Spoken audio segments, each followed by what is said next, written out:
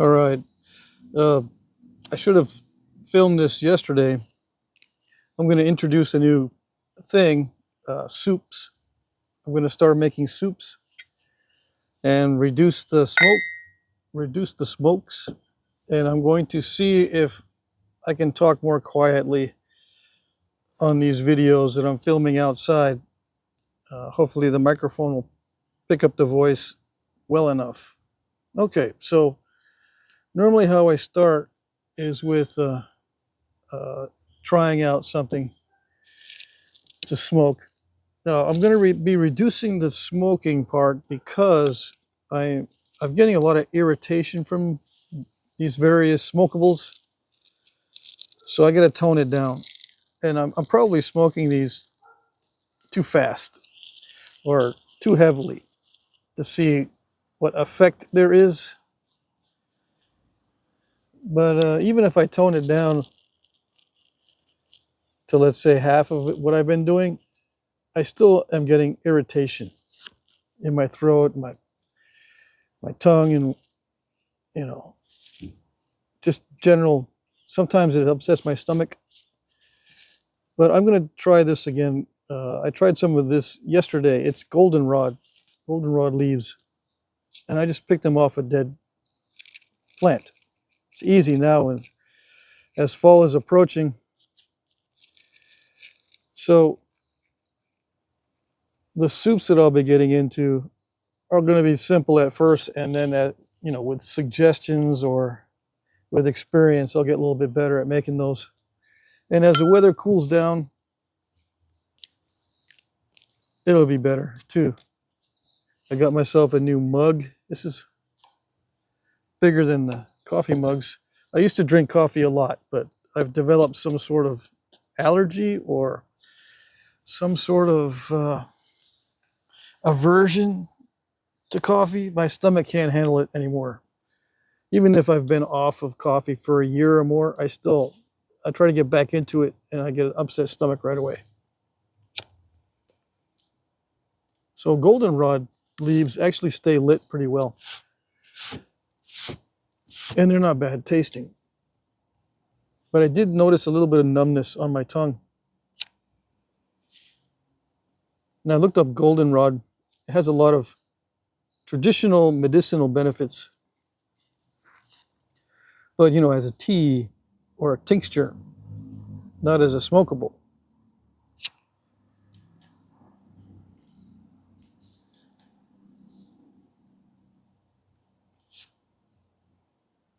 It has an interesting smell. But yesterday, I think I smoked a little bit too heavily, too fast, too much too fast.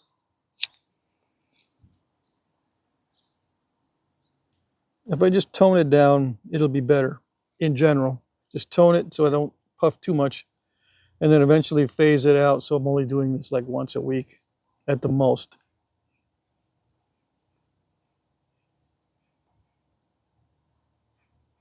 Yeah, I got into the habit of doing the elimination diet thing. So whatever makes me feel sick or irritated, just try to get rid of it. And if this is going to do it, if it's going to create irritation or nausea or fatigue, I'm not going to do it. And I've quit tobacco, which is which was hard, but it is going to benefit me in the long run. Even though I need something to help me reduce the anxiety without medication. Yeah, I don't want to be on medication if I don't have to. I'm not against it though.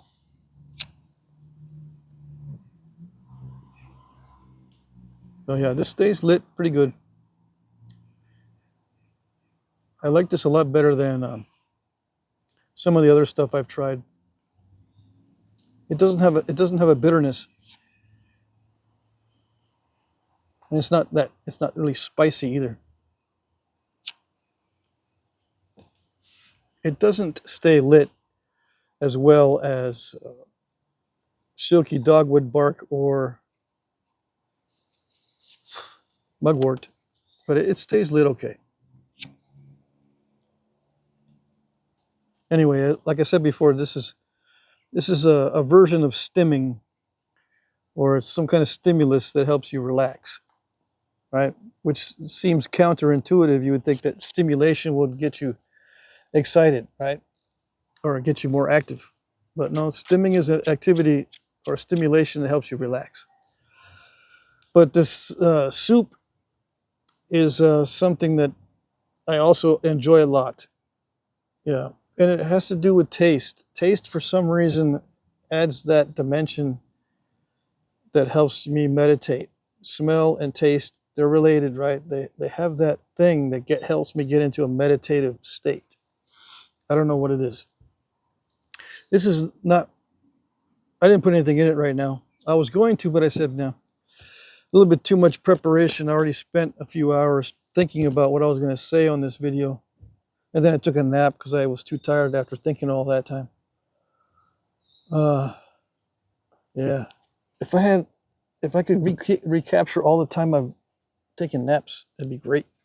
Anyway, this is what I normally use. Caldo con sabor de pollo. And this one here, caldo de tomate. Yeah. These two are my favorite. Yeah. And I just mix that with water, plain. And to keep it warm, I have a hot plate, electric hot plate. And I have that in my shop. Off to the side a little bit, away from all the chips and the dust. Usually right behind me, because that's where the chips do not fly. And then I reach back and get a cup, or get a taste from the cup.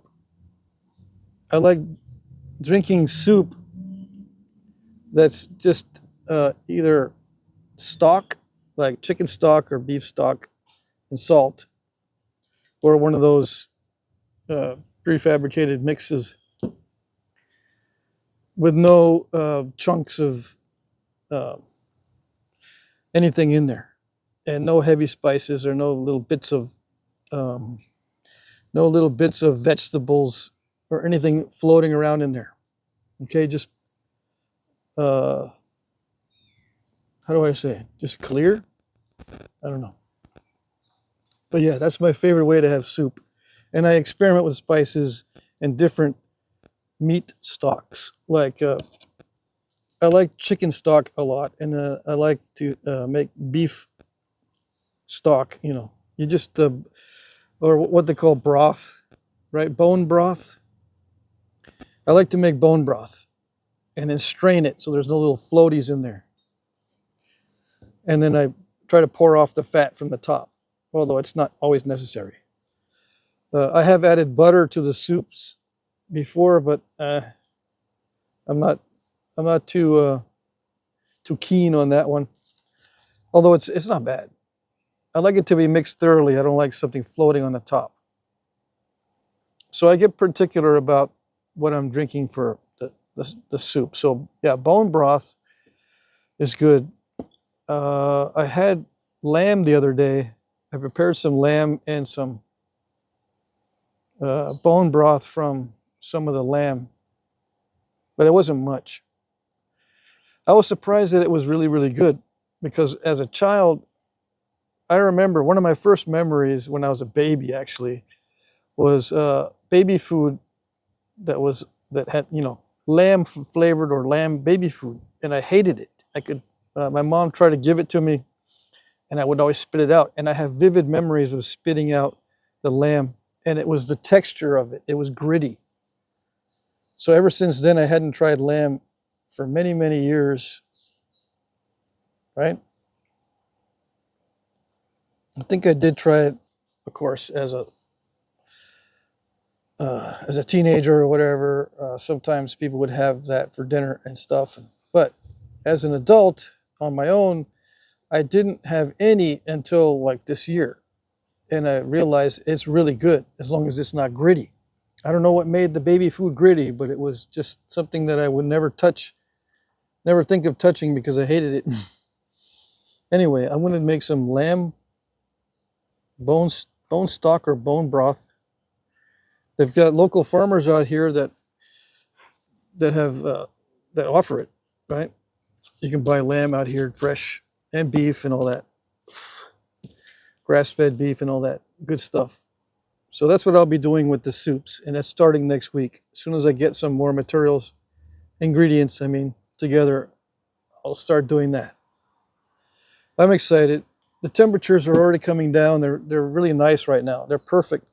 The temperatures are perfect right now as far as just being outside with a t-shirt or just a regular shirt. It'll start getting cold soon. That's when it's the most fun to have the warm soups. All right. I don't know what I'm going to do in the summertime. Okay, so since I'm demonetizing these videos, I can talk about whatever I want on these videos. I can get stupid. I can try to get smart. I can talk about tobacco if I want to. Various things, political things, I suppose. But I wrote some notes on what I was thinking about in terms of rights, people's rights.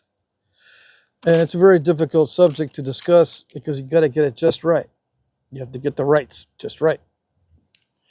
And as it pertains to autism, because I like to discuss topics around autism as well. With autistic people, I have two sons that are autistic, and it runs in my family, so I've got it too. With autistic people, we are dependent, or we are dependent in some ways on other people because we're clueless on some things, and we'll just continue in our cluelessness forever unless someone says, "Hey, what are you doing? What is that you're doing?" It doesn't make any sense, and it snaps you out of it, but you can't snap yourself out of it. It's a strange thing. Anyway, autistic people, they become dependent, or they have to be dependent in some ways. There are some that are completely independent, I know, okay. But for the most part, this dependency creates a situation where you have to trust people. The hard thing is, who do you trust? And what do you trust? And how do you know, how can you screen people that you trust, that you can trust? How do you screen out those that you cannot trust? Because we have a hard time with social cues that tells normal people that you can't trust that person. Autistic people don't have the mechanisms in many cases to identify or to say, I don't trust that person. Okay, so we end up in bad situations. But if we know our rights, I'm getting into the rights now, if we know our rights and we're firm in our understanding of logic and how it works, people who violate rights and violate logic are to be avoided. Okay, avoid what they teach, what they say, what they do. Okay, even though they may be correct in many ways or in some things, it's best to not deal with them. There are many other people in the world, other fish in the sea, so to speak. You don't have to deal with people who are irrational or abusive. Okay? Now, there are some situations where you can't get out of the situation. I understand. But you work toward understanding independently what reality is and not depend too much on people that don't deal with reality in a good way. Now, there's some people that understand reality, but they abuse the situation. Okay? And they're intentionally manipulative. Okay? Autistic people have a hard time understanding what's manipulative and what's not.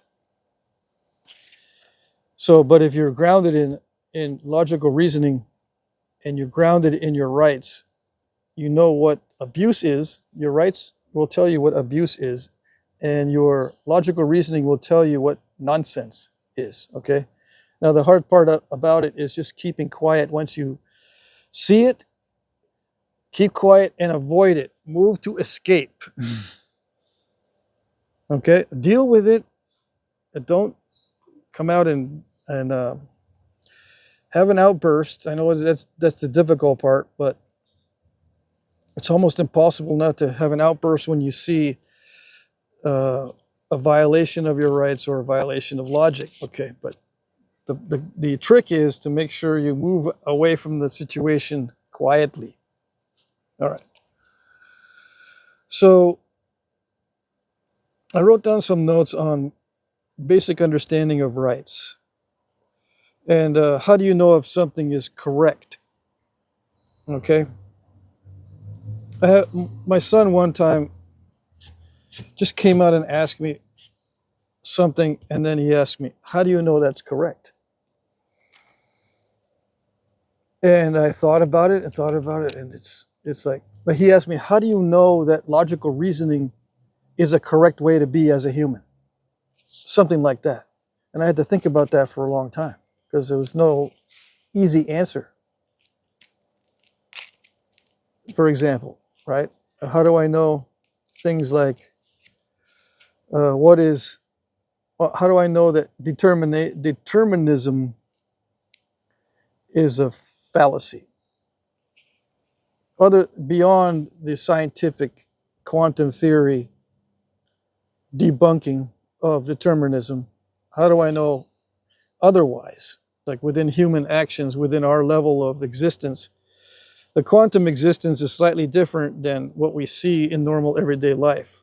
Okay, all that quantum stuff goes on underneath the radar, and it exists, but it doesn't come out in our level of existence to any significant degree. Okay, so we may live in a deterministic environment, but on the quantum level, it isn't. That kind of thing. How do I know it's correct that determinism is a fallacy, as an example? And that kind of thing. So I had to think about that for a long time. And the only thing I can come up with that's solid as an airplane, the only thing I can come up with that's a solid answer to that is you look at the alternatives or the opposite and see if the alternatives of the opposite are wrong. If the opposite is wrong, for example, then the thing is probably correct. The opposite of the thing is wrong, that means the thing is correct. Okay. It doesn't always work that way, but that's a good indicator that you're correct. So you look at the alternatives, or the best thing to do is look at the opposite.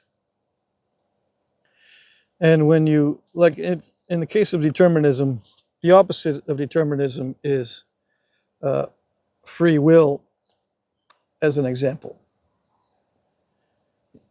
I think there's such a thing as intellectual determinism, right? Well, free will is the opposite. Now, which one works?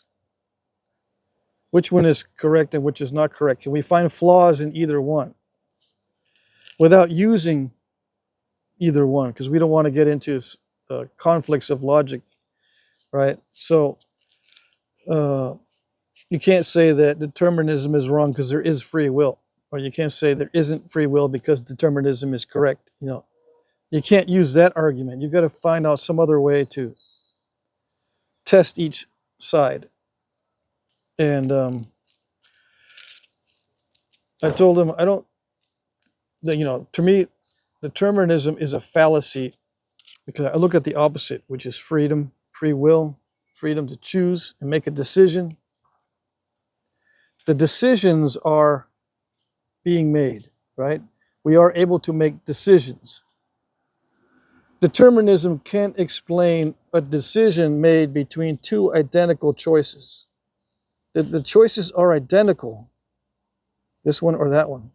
They're identical in every way. Determinism cannot tell you why I chose one over the other because they're identical choices. But I will choose one over the other. Whatever determines my choice for this one is the same as what determines my choice for that one because they're identical. As an example. So I can debunk determinism simply by the act of choosing identical choices. Now, if they're different, there are preferences and there are different ways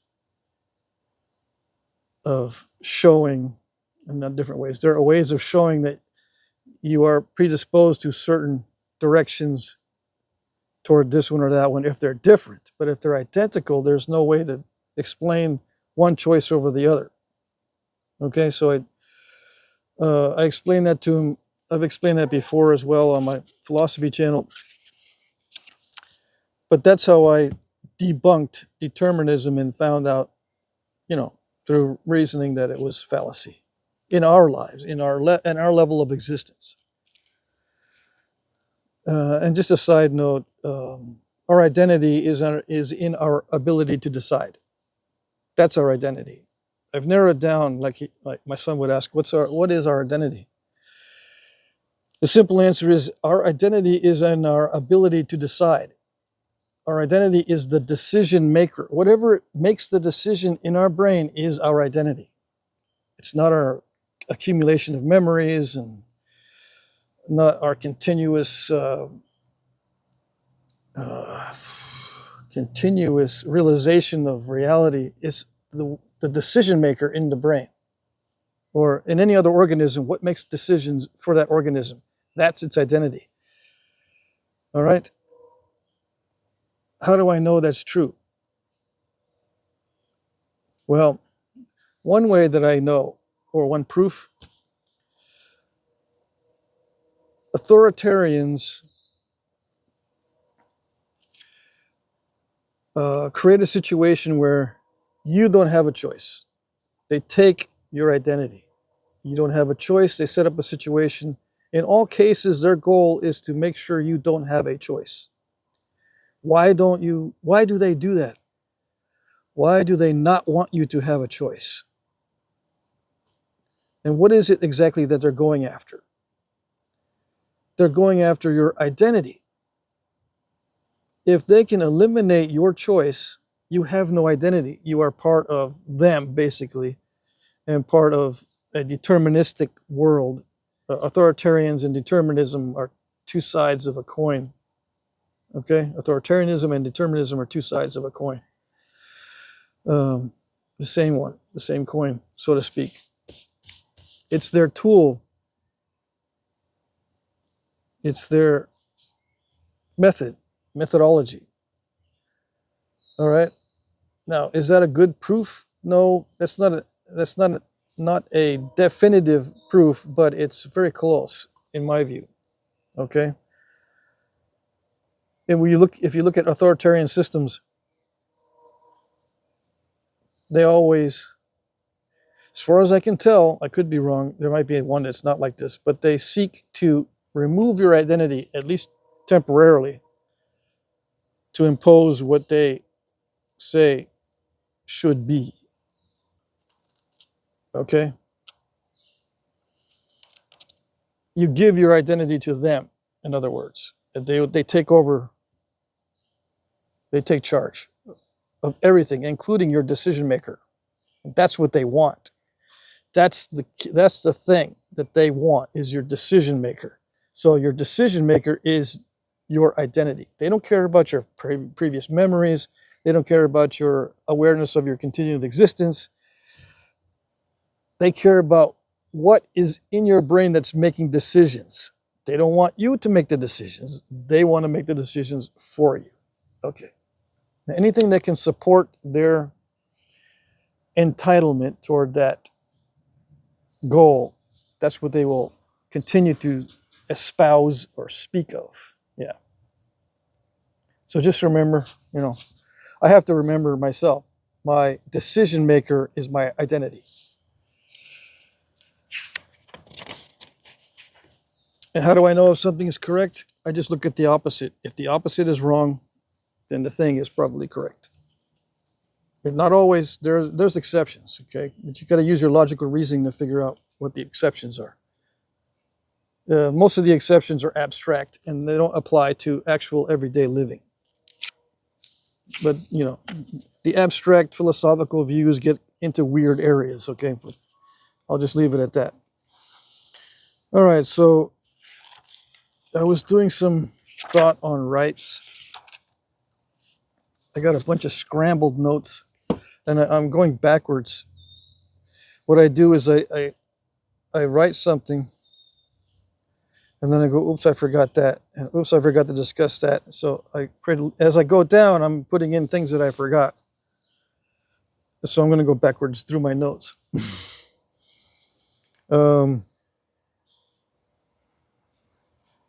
Kind of. I'm going to skip around here. So I may pause while I look at these. Let's see. Oh, yeah, there's this thing. And I hear this from authoritarians. You're going to hear me say a lot against authoritarians and authoritarianism. This is one of them. One of the things that they do is they muddy the waters when it comes to rights so that you need them for guidance. Okay. One of the things that they misinterpret or get wrong is rights. Now, they'll say, like if you say to them, I have a right to life, and they'll say, yeah, you're right. You have a right not to be killed. Yeah. And then you look at them and go, that's not exactly what I said. Or is it? And they're like, yeah, you have a right not to be killed, right? And yet at the first you're like, well, yeah, that sounds right. Sounds right. And then they got you. Because once you agree to that, it opens up a whole can of worms. They have a misunderstanding, and I'll explain it a little bit later. They have a misunderstanding intentionally in the way they phrase it. You have a right. Your right to life means you have a right not to be killed. What's wrong with that? Well, like I said, it opens up a can of worms. For instance, if you accept that, are you going to accept the statement, you have a right not to be insulted? You have a right not to be upset. You have a right to not be put in danger. All these things where it's not to be something imposes a situation that restricts someone else. You're imposing a restriction. When you say that I have a right to not be killed, you're imposing a restriction on others by stating that and by believing in that and by acting upon that. A right does restrict others, but it's a voluntary restriction. Okay? A violation of rights is a crime. Let's just get that settled. Okay? To violate someone's right is a crime. Now, if you have a right to not be something, you can impose a situation where you're causing others to commit a crime. Okay? Now, rights exist prior to your exercising of those rights. So you can't just say, I have a right not to be something, because that immediately imposes a restriction on somebody. What you should be thinking and saying is, I have a right. So in the exercise of that right, I can preserve it, I can defend it, and I can define it. I can define what my right is, I can defend my right, and I can preserve my right. In the exercise of it, to exercise my right, I need to do those things. But I already have that right. I have a right to life. It exists already. Now I can preserve my life. I can define my life, and I can whatever the third one is. I'm trying to think on my feet here, which is difficult. So, in the exercise of my right, the restrictions on others are voluntary because they are aware that they are not to violate my rights. If I define my right and I preserve it and I practice it or whatever, okay? Defend it. Defend, preserve, and define. Defend, preserve, and define my rights. And I don't say something like, I have a right to my rights and I have a right to I have a right to define my rights and I have a right to define my rights. I don't go into the infinite regression as far as that goes. Okay? My rights already exist. I have the right to preserve and yada, yada, yada. Okay? I don't come up with something that puts someone in a situation where it imposes a crime on them. Okay? How do I know that I don't have a right to be insulted? How do I know that that's not correct? Like I can say, I have a right to not be insulted. How do I know that's wrong? Well, does insulting me violate my rights? Does it violate my ability to defend and to preserve and to define my right and to exercise it and to be within that right? No, it doesn't violate. It doesn't violate those things. Now, what about I have a right not to be killed? If I am killed, doesn't that violate my right to my life? Well, it depends. That one depends. Yes, it does. In some cases, it violates my rights. Yes, but in other cases, it doesn't. And this is the case. If I violate someone else's rights to life, they have a right to preserve their life, which will entail probably killing me or some other means of force if necessary. So in the commission of violating a right, I forfeit my rights. All right, if I commit the crime of, if I'm in the process of committing the crime of killing someone in cold blood or whatever, then I'm forfeiting my right to preserve my life. Or I'm forfeiting my right to life because the self-defense thing is there and I could be killed. But I don't have the right to not be killed in that case. Okay, I don't have the right to not be killed. Yeah. In that case, self-defense, I'm forfeiting my right. Now, what if I'm not forfeiting my right? What if I just say I have the right not to be killed? And I'm not doing anything wrong. And if I look at you and I'm thinking, what you're doing could kill me, stop that. Do I have the right to be that way?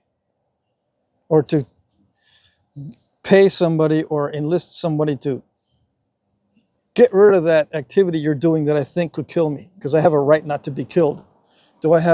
Is that part of my rights in the preservation of my right? Can I say, I'm going to hire someone to make sure that you're not doing anything that could kill me because I have a right not to be killed? Does that sound right? Well, in some cases, yes, it does, especially if there's a threat. But let's say there's no threat. But I invent one, which is very easy to do. Because it becomes a subjective territory there. This is where it gets very difficult to understand how to debunk something like this.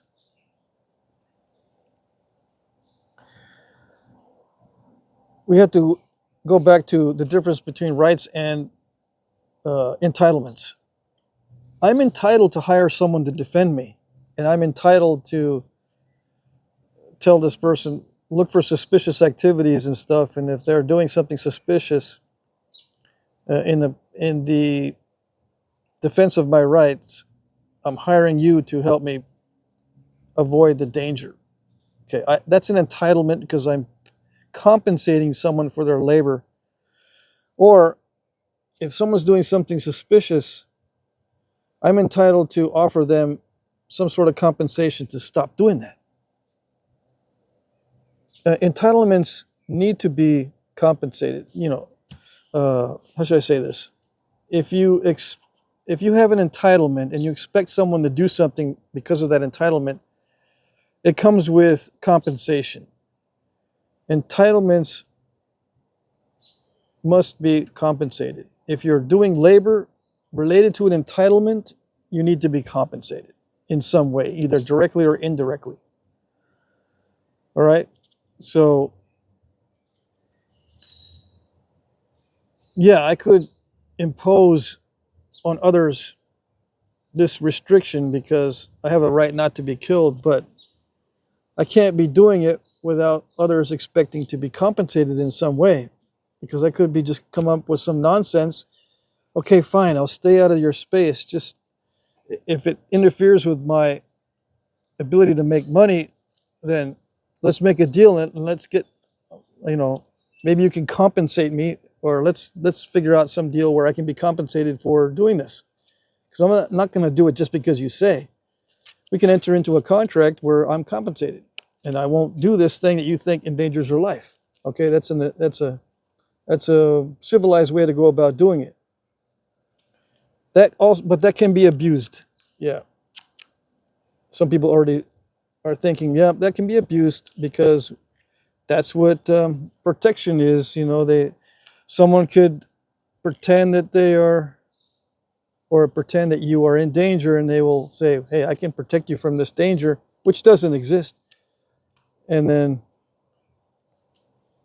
it doesn't exist until you refuse to pay them, then the danger exists. You see what I'm saying? There's a little bit of a extortion going on there. That this concept of compensation can be abused, which is another difficult area to explain. But just keep in mind, I have to keep in mind that entitlements need to be entered into with some sort of compensation. Now, the only exception to that would be that children have entitlements that are not compensated because their parents are not compensated for the entitlements of the children. In some cases, the parents can be compensated for that, but in most cases, within a family structure, children have entitlements that are not compensated. But that's the only exception I can think of. Okay, entitlements that are not compensated. If you feel you're entitled to something and you're not compensating the labor, that's slavery. You can define slavery that way. And are parents slaves to their children? I'll let you figure that one out. The answer is, oh yeah.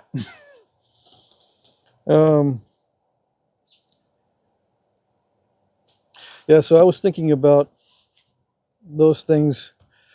I'm not going to read through all my notes here, but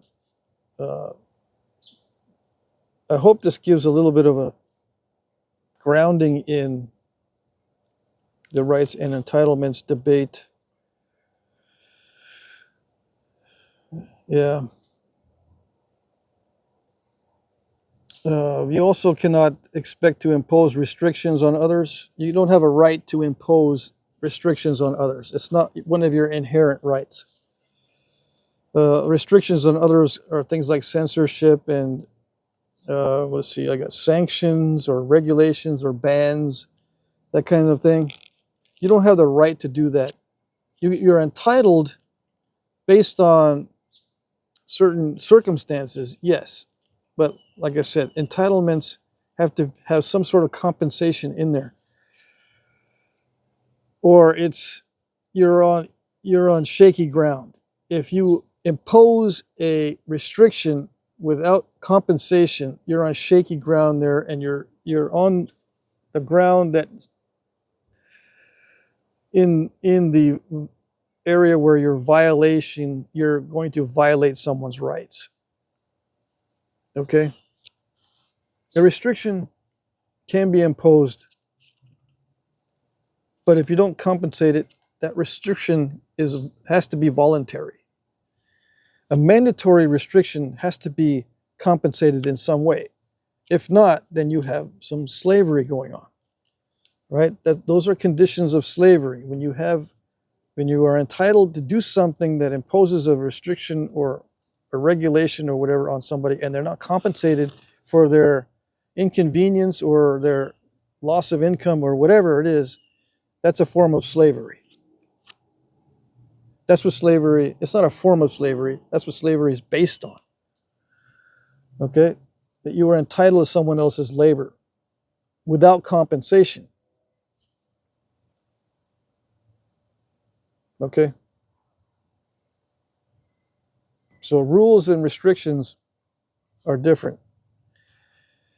Rules to play a game, let's say, or rules to participate within a voluntary system are necessary, and they have nothing to do with rights. This is something that's within a cooperative system.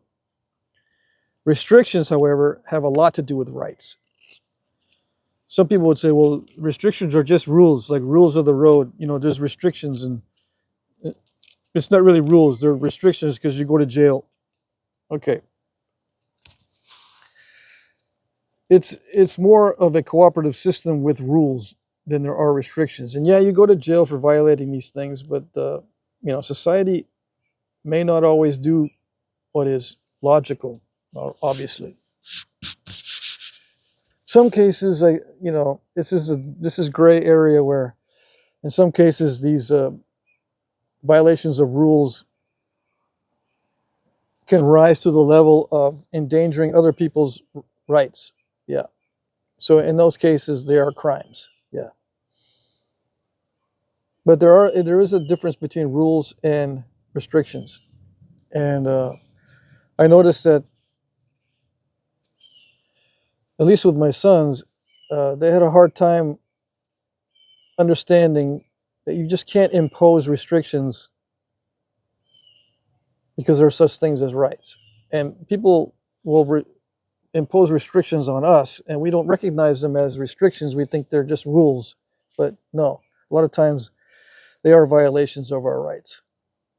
Some of them are just rules, yes, but we have to know the difference. We have to know these differences in order to avoid these things, to avoid pitfalls and traps. All right, so I think that's all I'm going to discuss today. My head is already spinning too much at once. Trying to define things is very difficult as well. All right, so that's it. I'll try to do one of these every week, although it took me a long time to do this one. It was hard to do this one. Yeah. I talked to, I have discussions with AI, with Grok in this case, on a lot of these issues, which helps. And the latest versions are getting pretty good, actually. They're not perfect and they'll miss stuff, but they're getting pretty good at the discussion. So just as a heads up, I use a lot of AI to discuss some of these things. Or I spend a lot of time with AI to discuss these things.